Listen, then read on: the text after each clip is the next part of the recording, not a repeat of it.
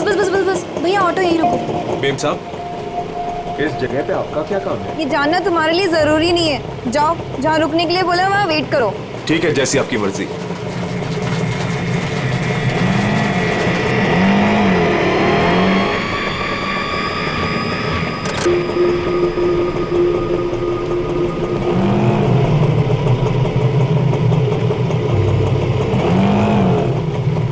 अरे तुम गए नहीं अभी तक, जाओ।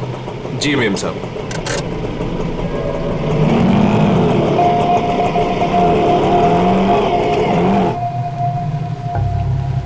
हेलो विशाखा, मैं करिश्मा बोल रही हूँ।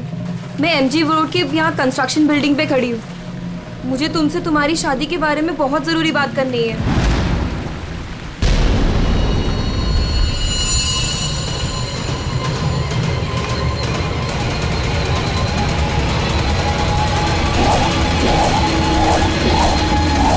मेम साहब, मेम साहब, मेम साहब, कहाँ चली गई? मैं तो यहीं छोड़ के गया था। मेम साहब, मेम साहब।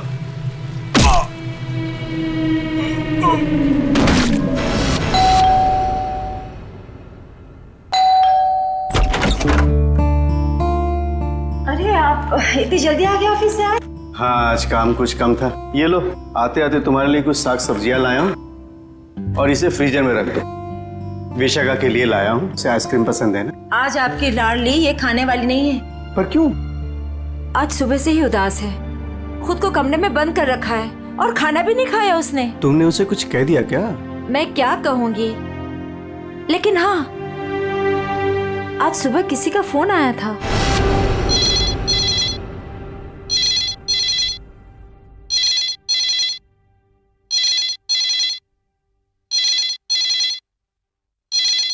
हेलो। हेलो, विशाखा बोल रही हो? जी हाँ, विशाखा बोल रही हूँ। देखो, मुझे तुमसे बहुत ज़रूरी बात करनी है। ये बात तुम्हारी शादी के बारे में है। शादी? कौन सी शादी? मुझे इस बारे में कोई बात नहीं करनी है। प्लीज मुझे दोबारा कॉल मत कीजिए।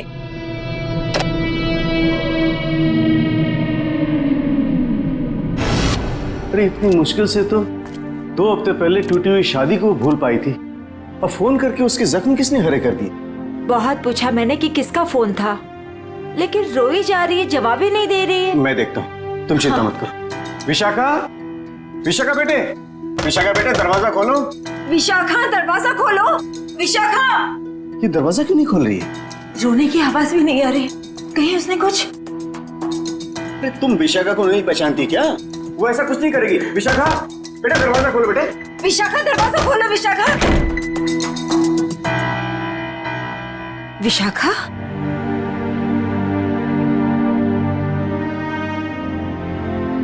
विशाखा बेटे, वो शादी वाले फोन कॉल से चिंता में है ना तू? हाँ पापा, काश मैंने उस गलत लड़के से शादी की जिद न की होती। मेरी वजह से आप लोगों को कितना अपमान सहना पड़ा। अरे नहीं बेटी, ऐसा कुछ नहीं है। उस लड़की के साथ तेरी शादी नहीं हुई, ये तो बड़ी अच्छी बात है। उस परिवार से तू बच गई बेटे। हाँ। और फिर हमारे इस लाडो के लिए इस शहर में कोई लड़की की कमी है क्या? हाँ? और क्या, हमारी विशाखा है इतनी प्यारी कि कोई भी लड़का इसे देखते ही पसंद कर लेगा। नहीं माँ, इस बार अपनी पसंद पे भरोसा करके मैं कोई गलती नहीं करना चाहती। आप लोगों की पसंद पे ही मेरी मंजूरी है। अरे हाँ सरिता, कल ठीक 3 बजे लड़के वाले विशाखा को देखने आ रहे हैं, तुम तैयार रहना। आपने पहले क्यों नहीं बताया? ओहो श्रीमती जी, तो अब तो बता दिया ना। हाँ? पापा, मुझे भगाने की बहुत जल्दी है ना आपको? मैं क्यों नहीं, अब इसकी शादी हो जाएगी तो इस कमरे को मैं अपना स्टडी रूम बना लूंगा। अच्छा, तो मैं भी अपना रूम लॉक करके जाऊंगी ससुराल।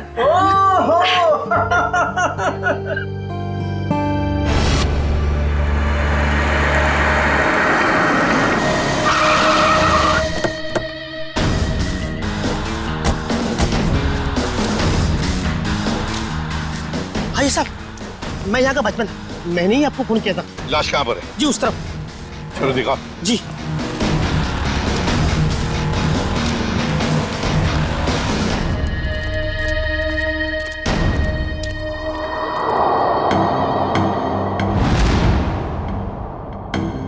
ये ईंटें निकालो।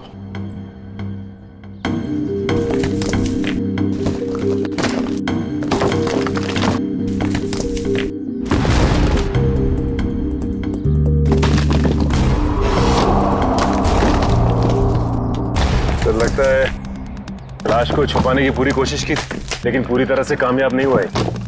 हाँ, छुपाने की तो बहुत कोशिश की है मगर जरूर कुछ ना कुछ तो भूल गया है वो। कोई ना कोई सुराग तो हमें जरूर मिलेगा। वैसे लाश ज्यादा पुरानी नहीं दिख रही है। एक काम करो, बाहर निकालो इसे आराम से, संभल के।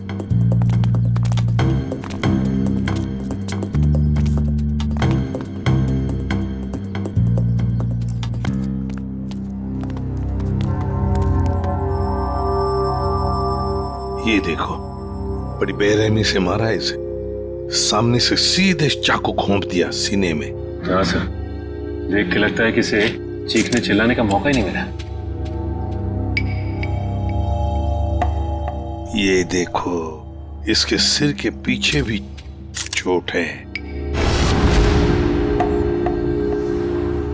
लगता है जिसने भी ये किया है ना, शायद पीछे से आकर इस रिक्शा वाले के सिर पर पीछे से हमला किया, वार किया। ये बेचारा मुड़ गया हमलावर को देखने के लिए, तो सामने से चाकू घोंप दिया।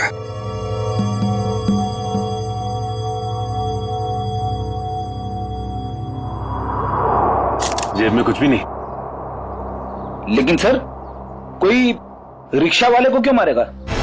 फिर इस रिक्शा वाले को पैसे के लिए तो कोई नहीं मारेगा। हो सकता है इस रिक्शा वाले का किसी के साथ झगड़ा वगड़ा हुआ होगा या आपसी दुश्मनी हो, लेकिन अगर इसकी लाश यहाँ पर है, रिक्शा कहाँ पर होगी?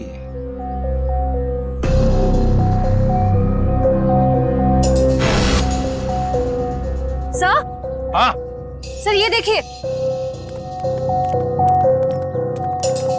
सर, ये खून की बूंदें और घसीटने के निशान हैं।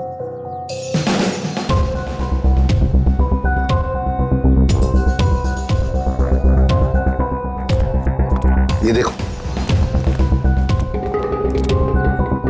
लगता है जिसने भी ये किया है, इस रिक्शा वाले को यहाँ से घसीट कर वो लेकर गया वहां ईंटों में छुपाने के लिए। वो क्या है?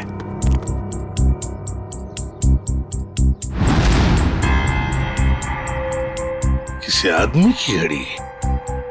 अरे ये तो काफी महंगी घड़ी है। शायद रिक्शा वाले की होगी। नहीं फ्रेडी, ये इस रिक्शा वाले की घड़ी नहीं लगती।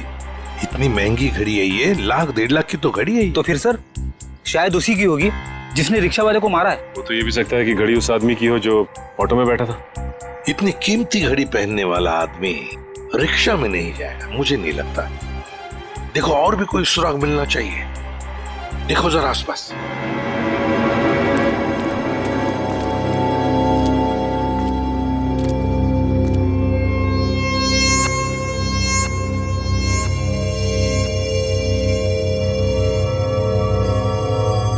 अरे सर, कुछ मिला?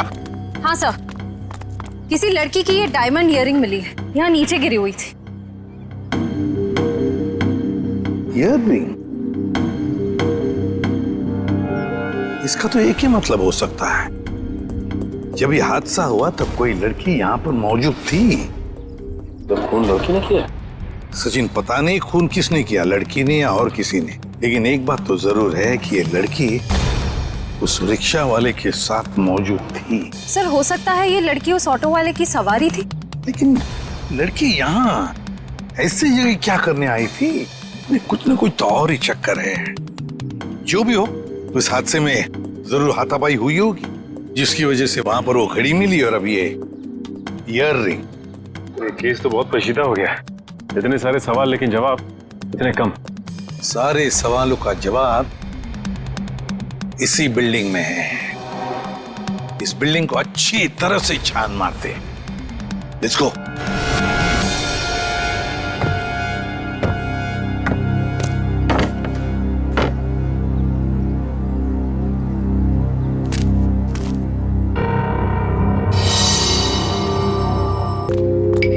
क्या हुआ? ये देखिए, सीढ़ियों पे खून की बूंदें। हाँ, ये देखो। सर ये तो बहुत ही अजीब बात है। लाश वहाँ पर और खून की बूंदें यहाँ। मुझे तो कुछ और ही आ रहा है दिमाग में। कहीं और एक लाश तो नहीं इस बिल्डिंग में? ऊपर चलकर देखते हैं ये खून के धब्बे कहां तक है।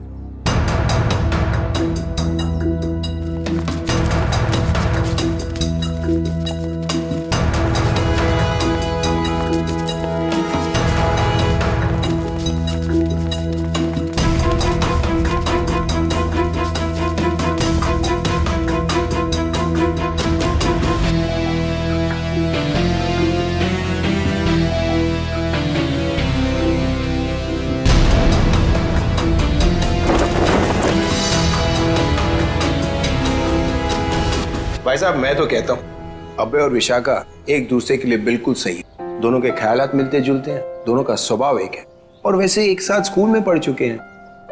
बेटा तुमने हमें बताया नहीं कि तुम अभय को पहले से जानती हो? नहीं पापा, अभय मेरी क्लास में नहीं थे। वो क्या है ना अंकल, हम दोनों की क्लासेस सेम थी पर सेक्शन अलग अलग थे। आप सेक्शन ए में थी और मैं सेक्शन सी में था। बात यह है ना जी, अभय के लिए एक से बढ़कर एक खानदान से रिश्ते आ रहे हैं, लेकिन इससे मना कर दिया है। स्कूल के वक्त से ही आपकी बेटी से प्यार करता है, लेकिन कह नहीं पाया, इसलिए आज मुझे आना पड़ा कहने के लिए। पापा प्लीज, आप मुझे एम्बैरेस कर रहे हैं। नैना और अनुष्का कैसे हैं? स्कूल टाइम से तुम्हारे बेस्ट फ्रेंड हुआ करते थे वो लोग। हाँ, नैना भी बैंगलोर में जॉब कर रही है और अनुष्का की रिसेंटली शादी हो गई है मसूरी में। सुना है बहुत ही खूबसूरत जगह है वो। जी। वैसे तो साउथ अफ्रीका भी बहुत ही सुंदर जगह है। 25 साल पहले हमने हमारे हीरो का बिजनेस वहां शुरू किया था और आज यहाँ तक ले आए उसे। आप लोग बैठिए, मैं आप लोगों के लिए चाय वगैरह लेकर आती हूँ। आप लोग बैठिए, हम आते हैं।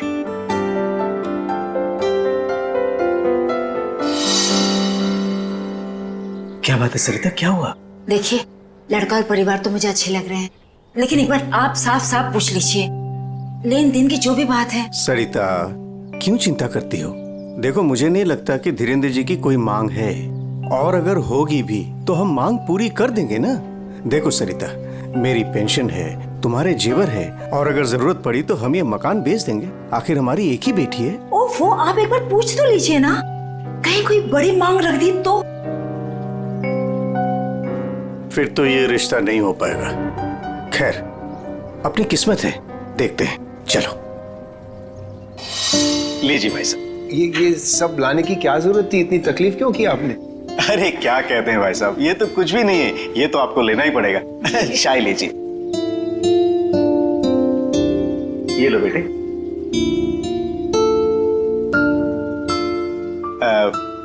भाई साहब अगर आप बुरा न माने तो कुछ देर हम लोग बाहर चल के आपस में बात कर लेते हैं। अरे इतने में बच्चे भी एक दूसरे से बात कर लेंगे। अरे ये तो बहुत अच्छी बात है, चलिए।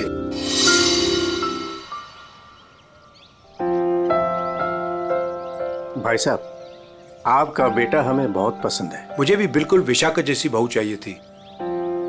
अगर विशाखा अभय को पसंद उसकी फिक्र आप मत कीजिए, हमारी मंजूरी में ही उसके यहाँ है। ये तो बड़ी अच्छी बात है, तो मैं बात पक्की समझूं? जी जरूर। धीरेन्द्र जी, अगर आपकी कोई मांग हो तो आप मुझे। ये कैसी बात कर ली आप लोगों ने? अरे भाई, भगवान का दिया हुआ सब कुछ है हमारे पास। आपकी बेटी सिर्फ 2 जोड़ी कपड़ों में चाहिए, ये आप कर पाएंगे या नहीं? मुझे समझ में नहीं आता कि मैं आपका ये कर्ज कैसे चुका पाऊंगा। लेकिन हमारी एक शर्त है। शर्त? ये शादी 2 दिनों में हो जानी चाहिए। 2 दिनों में शादी की तैयारियां हम कैसे कर सकते हैं? देखिए, ये हमारी एक ही बेटी है, हम चाहते हैं कि उसकी शादी बड़े धूमधाम से हो, इसलिए थोड़ा अगर आप हमें वक्त दे दे तो। देखिए भाई साहब, मैं आपकी बात समझता हूँ, लेकिन 3 दिनों के अंदर मुझे साउथ अफ्रीका पहुंचना है। सिर्फ मेरे बेटे की वजह से मैं अपना पूरा कारोबार छोड़ के आया हूँ। अगर आप ये नहीं कर पाओगे तो ये रिश्ता नहीं होगा। हाँ? सोच लो आप लोग।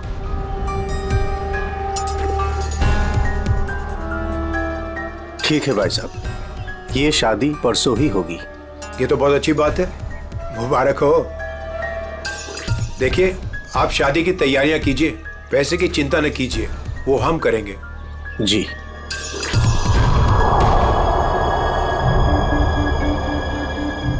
कैसे? तुम चिंता मत करो सरिता, भगवान की जो मर्जी है वही होगा।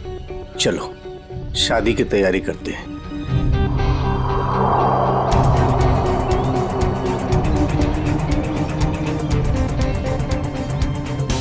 पता नहीं मुझे ये सब ठीक क्यों नहीं लग रहा है। शादी ब्याह जैसी चीज जल्दबाजी में करना, कहीं हम गलत निर्णय तो नहीं ले रहे?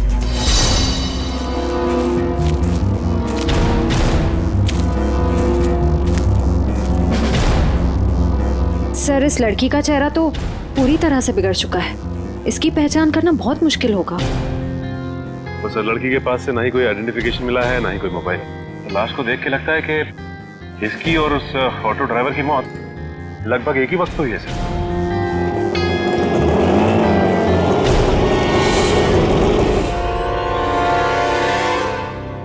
सर, ये लावारिश रिक्शा यहाँ से थोड़ी दूर पे खड़ी हुई थी, लोगों ने मुझे बताया।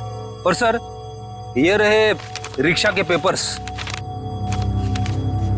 वो लाश इसी रिक्शा ड्राइवर की थी, चमन नाम था उसका। और सर, ये फोटो भी लगी उसकी। हाँ, चमन खुद मालिक था इस रिक्शा का। और कुछ मिला? हाँ सर, मोबाइल मिला है सर, लेकिन सर बैटरी डाउन है इसकी। ठीक है, कोई बात नहीं, इसमें से हमें बहुत कुछ इंफॉर्मेशन मिल सकती है।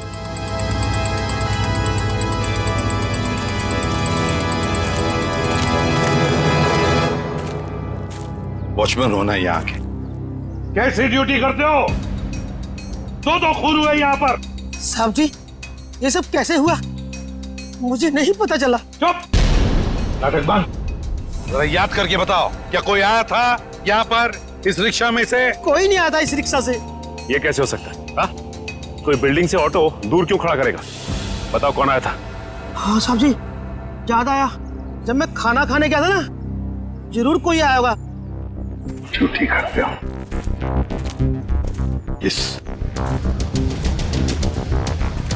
इस चमन की पूरी कुंडली निकालो। हाँ अभिजीत। सर, वो ऑटो वाले के फोन की डिटेल मिल गई है सर। ये 11 बजे के करीब ममता नगर से निकला और 11:30 बजे जेल स्टेशन पे पहुंच गया।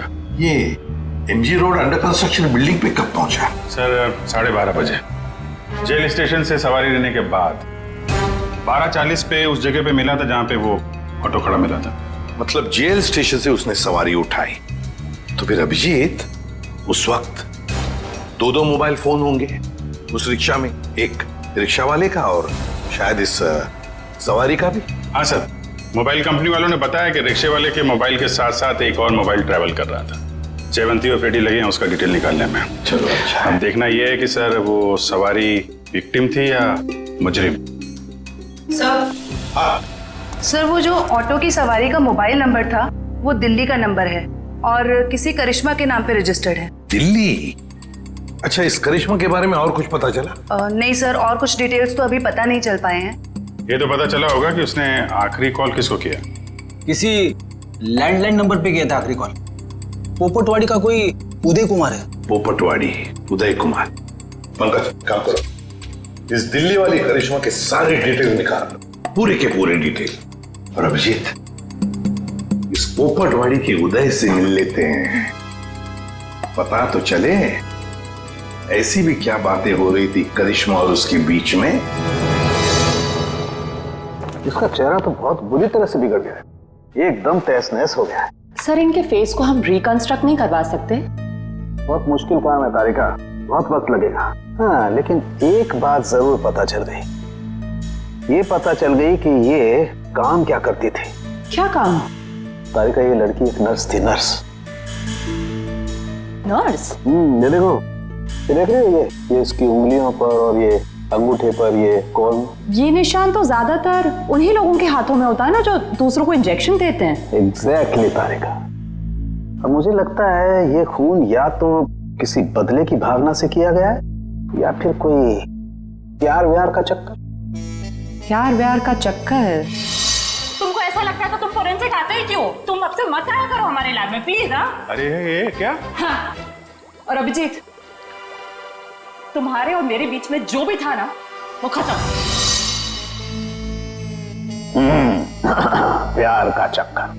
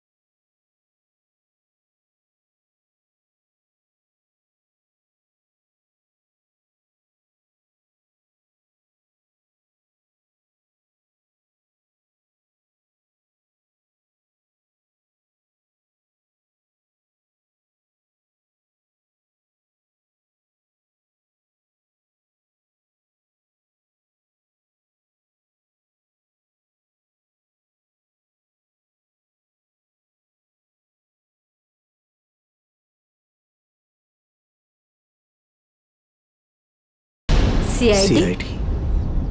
यहाँ सब कुछ ठीक तो है ना? देखिए, आप फिक्र मत कीजिए, हमें पता है आपके घर में शादी का रस्म चल रहा है, लेकिन देखिए बात कुछ ज्यादा नहीं है, सिर्फ 2 मिनट की बात है। एक बात बताइए, कल लैंडलाइन पे कोई अनजान फोन आया था? हाँ, मेरी बेटी विशाखा ने फोन उठाया था। जरा बुलाइए ना विशाखा को। विशाखा बेटी 1 मिनट इधर आना। हाँ जी, 1 मिनट। जी पापा। बेटे ये हाय विशाखा, शादी मुबारक हो। Thank you. हम CID से हैं, मैं इंस्पेक्टर श्रेया। कल सुबह 10 बजे लैंडलाइन पे एक कॉल आया था। जी आया था। किसका फोन था? किसी करिश्मा का फोन था, बट मैं उसे नहीं जानती। अगर तुम उस लड़की को नहीं जानती हो तो उसने तुम्हें क्यों कॉल की? दरअसल वो मुझसे मिलना चाहती थी, पर मैंने उसे मना कर दिया। तुम तो कह रहे हो तुम उसे जानती तक नहीं, फिर भी वो तुमसे बात करना चाहती थी। कोई ना कोई तो वजह जरूर होगी, हैं? बताओ। शायद वो मेरी शादी के बारे में कुछ बात करना चाहती थी। क्या क्या बात करना चाहती थी? कुछ बताया उसने?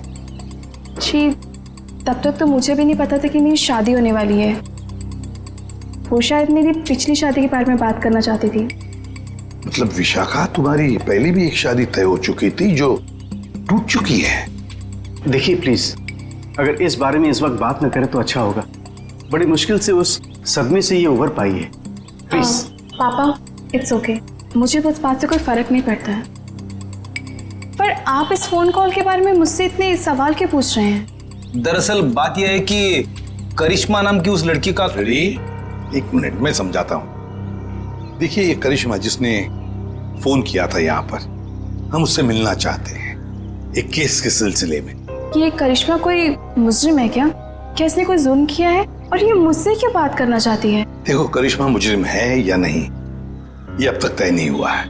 खैर छोड़ो, आप लोग शादी की तैयारियां करो। और विशाखा, हम सब की तरफ से शादी मुबारक हो। Thank you.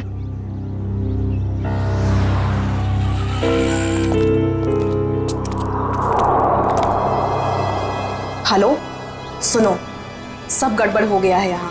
CID आ गई है। हाँ जी, क्या हाल है बॉस? फिर से बन गया चेहरा? अरे चेहरा बनने में टाइम लगता है ना यार। और कितना टाइम चाहिए तुझे? मैं बोल रहा था तारिका, प्रद्युमन जैसे ही मेरी शक्ल देखेगा पीछे पड़ जाएगा। कितना टाइम लेगा चेहरा बनाने में? यार इतना सा काम है सामने। वैसे एक बात बताओ, आप लोगों को वाकई कुछ पता नहीं चला उस लड़की के बारे में? हमें इतना तो पता चल चुका है कि उस लड़की का नाम करिश्मा है और वो दिल्ली की रहने वाली थी। और अगर मैं ये बताऊं कि करिश्मा एक नर्स थी तो? सर, उस करिश्मा के बारे में नई बात पता चली सर। क्या? वो दिल्ली में 10 स्टार हॉस्पिटल में नर्स है। लो, ये बात अब बता रहे हैं, मैं कब की बता चुका ये बात। 10 स्टार हॉस्पिटल, दिल्ली। वाह यार अभय, बड़ी सुंदर दुल्हन मिली है तुझे, सच्ची। पता नहीं कहाँ से किस्मत लिखा के लाया है। अरे वो कहते हैं ना, लंगूर के हाथ में अंगूर। एग्जैक्टली।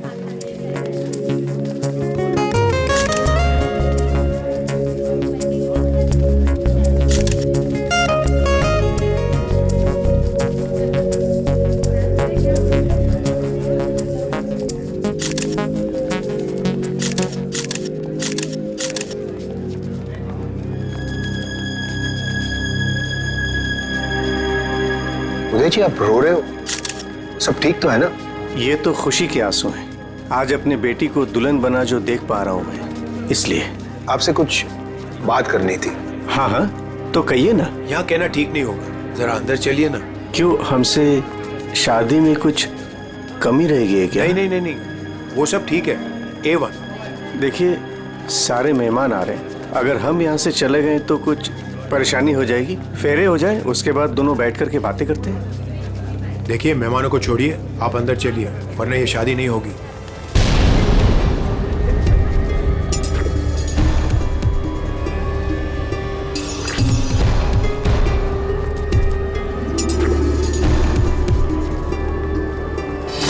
आइए उदय जी।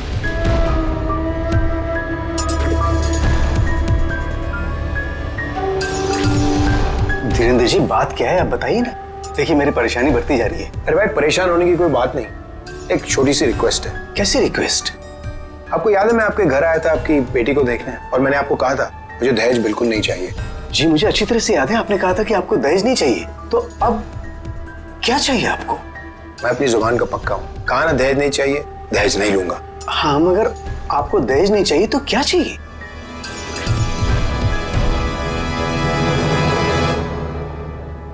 किडनी। किडनी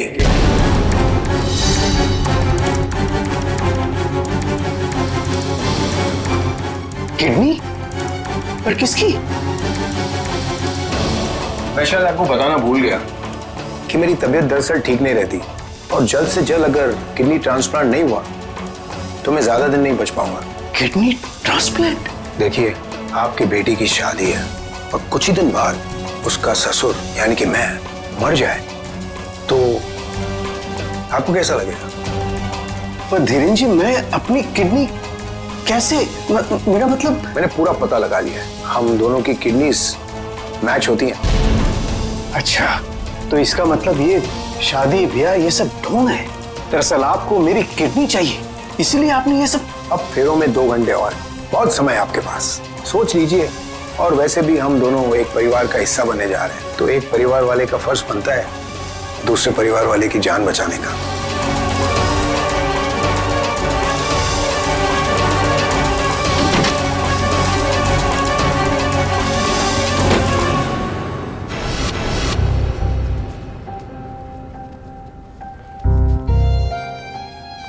आपको दहेज नहीं चाहिए तो क्या चाहिए? किडनी। किडनी किडनी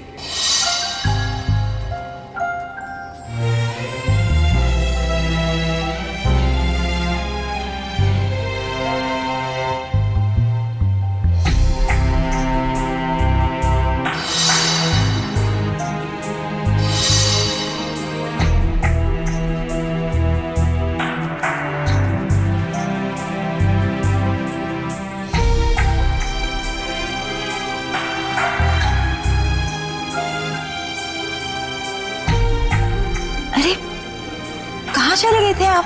कुमार साहब आए हैं अपनी पत्नी के साथ, वो आपको ढूंढ रहे थे। सरिता, आओ मेरे साथ, 2 मिनट तुमसे बात करनी है। चलो।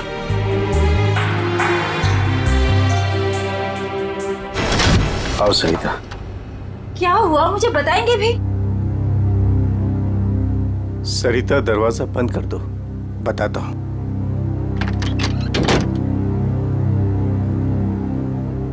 अभी तो बताइए, मुझे बहुत घबराहट हो रही है। धीरेन्द्र जी ने मुझसे कुछ मांगा है। पता था मुझे कि ये शादी दहेज लिए बिना हो ही नहीं सकती। वैसे कितने पैसे मांगे हैं उन्होंने? नहीं, उन्होंने मुझसे पैसे नहीं मांगे। तो फिर? सरिता, उन्होंने मुझसे मेरी किडनी मांगी है। किडनी? हाँ सरिता, हे भगवान, इसका मतलब ये सब शादी वादी ढोंग है। वो आपकी किडनी लेना चाहते हैं। मुझे भी यही लग रहा है। ये अचानक से उनका मेरे घर आना, फिर 2 दिन में शादी और अब ये सब कुछ। सरिता, मुझे तो इसमें बहुत बड़ी साजिश लग रही है। तो क्या अब हमारी विशाखा की शादी फिर से टूट जाएगी? अगर मैंने किडनी नहीं दी तो ऐसा ही होगा। ना सरिता, तुम मत रो।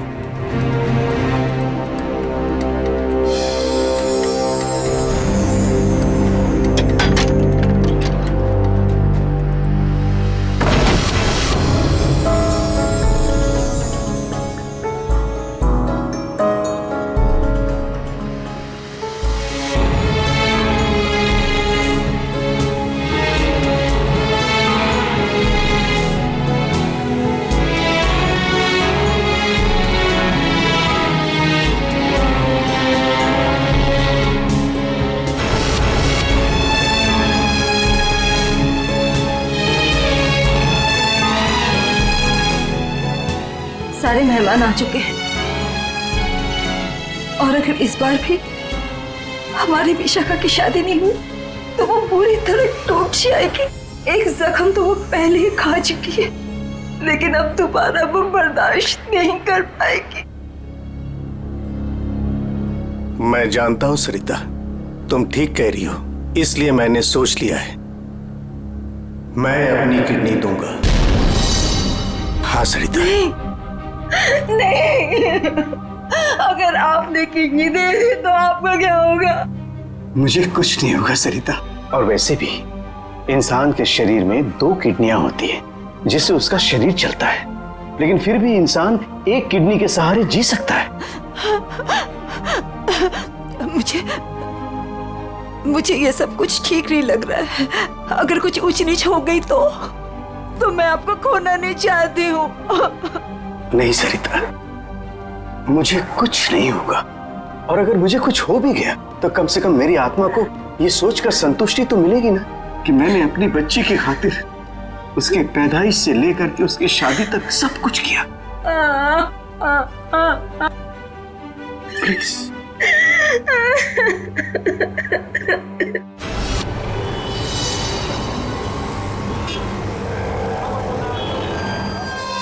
हेलो सर, मैं अनुज, इस हॉस्पिटल का डीन। करिश्मा की मौत की खबर सुनकर आई एम शॉक्ड। वो बहुत ही काबिल नर्स थी। वैसे डॉक्टर साहब, एक बात समझ में नहीं आ रही है, ये करिश्मा ने अचानक से छुट्टी क्यों ली और फिर यहाँ से मुंबई चली गई? कोई खास वजह थी क्या छुट्टी लेने में? उसने छुट्टी ली और यहाँ से चली गई। अब यहाँ से जाने के बाद वो कहाँ गई, किस लिए गई, इसके बारे में हमें कुछ नहीं पता। देखिए, हम लोग करिश्मा के घर गए थे, लेकिन वहाँ से कोई ज्यादा जानकारी मिली नहीं है। क्या आप बता सकते हैं कि यहाँ पे करिश्मा को कोई सामान वगैरह पड़ा है? आप चाहें तो करिश्मा का लॉकर देख सकते हैं। जी हाँ, जरा दिखाइए लॉकर। आइए। चलिए।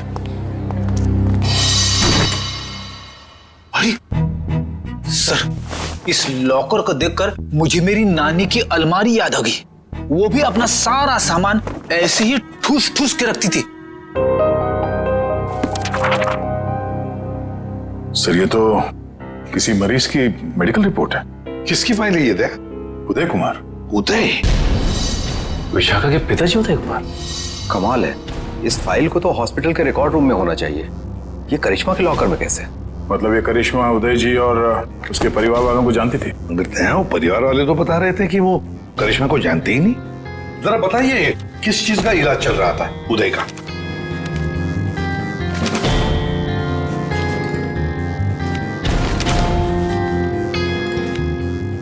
क्या डॉक्टर साहब, आपके चेहरे का रंग उड़ा हुआ क्यों है? उदय जी को फूड पॉइजनिंग थी और उनके सारे टेस्ट किडनी के करवाए गए हैं। क्या? यार ये क्या चक्कर है? नहीं दया, कुछ न कुछ तो गड़बड़ जरूर है, कुछ न कुछ तो गड़बड़ है। अच्छा डॉक्टर साहब, इस करिश्मा का बर्ताव कुछ अजीब लगा आपको? मतलब कुछ गड़बड़ लगा आपको कभी? नहीं, ऐसा तो कुछ भी नहीं लगा सर।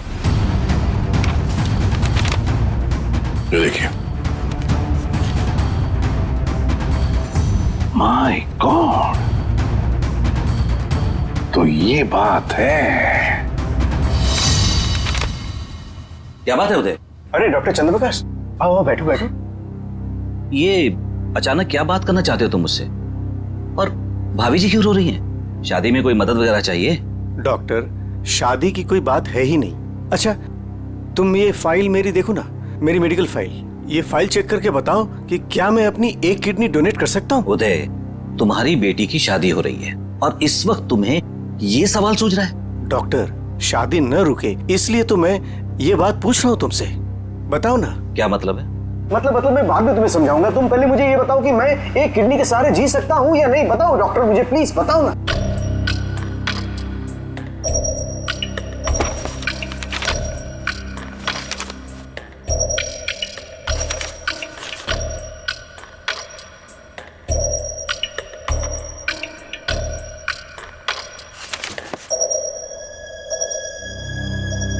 डॉक्टर, रिपोर्ट ठीक तो है ना? क्या हुआ चंद्रप्रकाश, बताओ ना कुछ मुझे। क्या किडनी देना जरूरी है? बस तुम इतना ये समझ लो कि किसी के जिंदगी और मौत का सवाल है। देखो, अगर मैंने किडनी डोनेट नहीं की ना तो मेरी बेटी की शादी रुक जाएगी। देखो उदय, तुम्हारी ये किडनी पहले से ही खराब है। क्या सरिता, मुझे तो आज तक ये प्रॉब्लम कभी महसूस ही नहीं हुआ।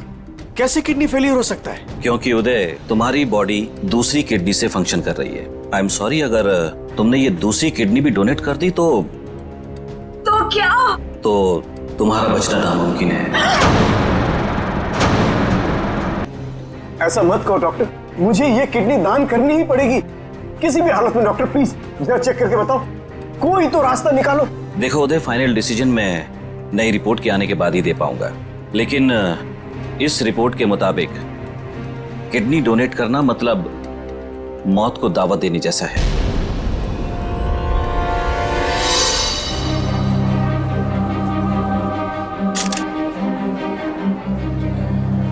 आओ।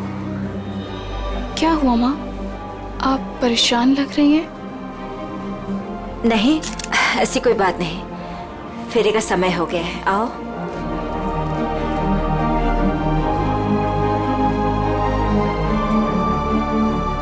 अरे उदय जी, आप ही को ढूंढ रहा था। फेरे लगवाएं या फिर मैं बारात वापस?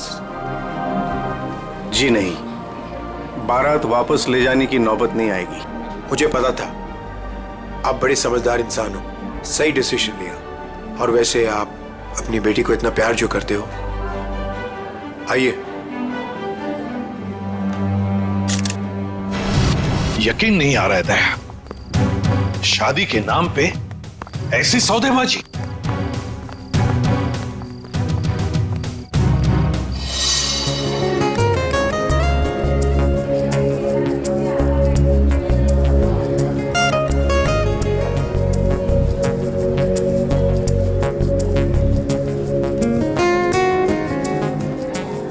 रुक जाइए। सरिता जी। जी। उदय जी कहाँ है? वो तो यही। कहाँ है उदय जी? यही तो थे, कहाँ चले गए? आप लोग यहाँ फिर से, क्या हुआ? हमारा उदय जी से बात करना बहुत जरूरी है, जरा बुलाइए उन्हें। उदय जी। उदय जी। कहाँ गए उदय जी? बुलाइए।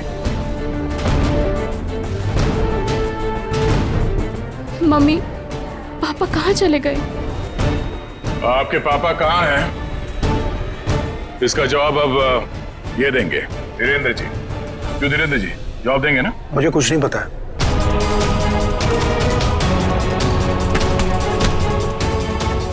नहीं पता तो सड़क कहाँ रहे आप? सर, मैंने कुछ नहीं किया सर, मैं तो इनका असली बेटा भी नहीं हूँ सर। मेरे पति को इन लोगों ने गायब करवाया होगा और किडनी के लिए ये लोग शादी तोड़ने की धमकी दे रहे थे। मॉम, आपने बात मुझे पहले क्यों नहीं बताई? आपके और पापा से बढ़कर मेरे लिए कुछ नहीं है। शर्म आनी चाहिए तुम्हें। शादी जैसे पवित्र बंधन की आड़ ऐसा घिनौना अपराध करते हुए। सर, मैं मानता हूँ इसी प्लान के जरिए मैंने किडनियों का व्यापार किया। क्या? शायद इसीलिए उन गुनाहों की सजा है कि मेरे खुद की किडनी बेकार हो गई। लेकिन इस बार सर, मैं खुद की जान बचाने के लिए कर रहा था। इसके लिए किसी और की जान चली जाए? अब बताओ, करिश्मा को क्यों मारा? सर मैंने करिश्मा को नहीं मारा, बल्कि वो तो मेरी मदद करती थी मरीज ढूंढने में। सर इस बार मैंने गैंग वालों को बताया बगैर एक किडनी गायब कर दी। उसी बात को लेकर वो मुझे ब्लैकमेल कर रही थी कि वो बाकी गैंग वालों को और विशाखा को ये बात बता देगी। इसीलिए तुमने करिश्मा को मारा है? इसीलिए? नहीं सर, मेरा यकीन मानो, मैंने उसे नहीं मारा। मुझे लगता है कि सर उसके मौत के पीछे मेरे बाकी गैंग वालों का हाथ है। कौन है तुम्हारे साथी? कहाँ लेकर गए उदय को? किडनी निकलवाने। ऑपरेशन शायद शुरू भी हो गया होगा। कहाँ हो रहा है ये किडनी निकालने का ऑपरेशन?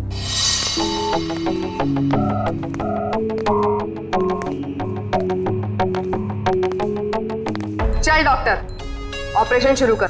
देखो तुम जो ये कर रहे हो ना, ठीक नहीं कर रहे हो। बकवास बंद कर और अपना काम कर जल्दी।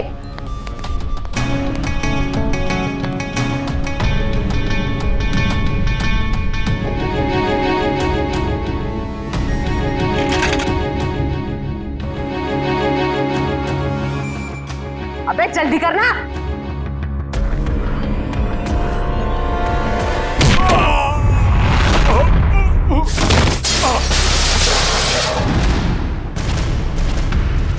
कौन है वहां?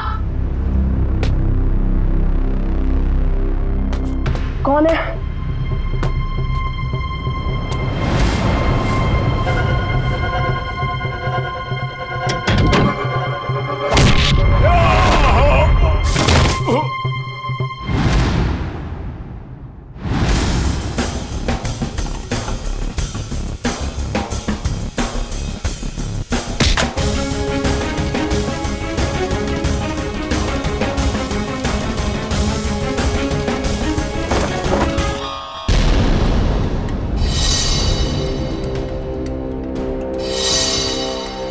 अपने जुर्म का इनाम तो लेती जाओ।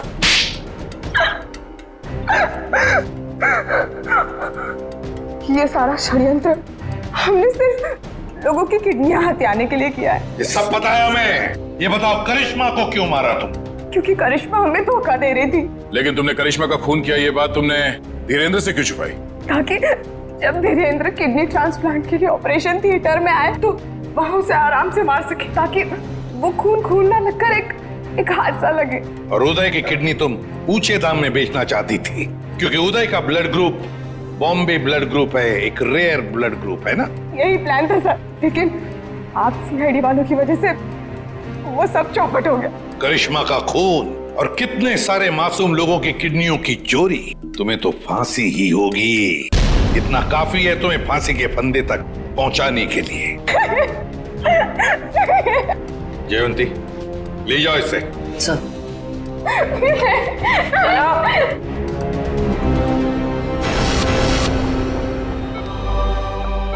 कैसे आप?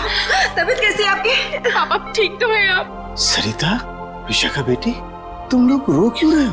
क्या हुआ मुझे? मैं आपसे कभी बात नहीं करूंगी। आपको क्या लगा मेरी शादी आपकी जिंदगी से ज्यादा जरूरी है? ऐसी कोई बात नहीं।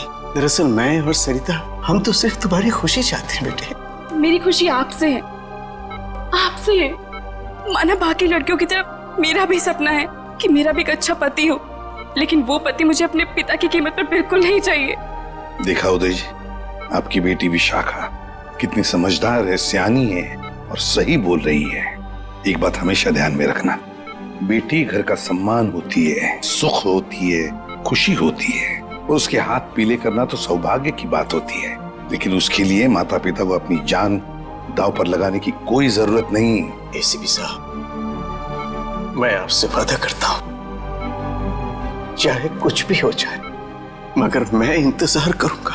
अब की बार मैं अपनी बेटी का हाथ सिर्फ उसी को दूंगा जो इसके लायक हो। आप सबका बहुत बहुत शुक्रिया बेटी। Thank you very much.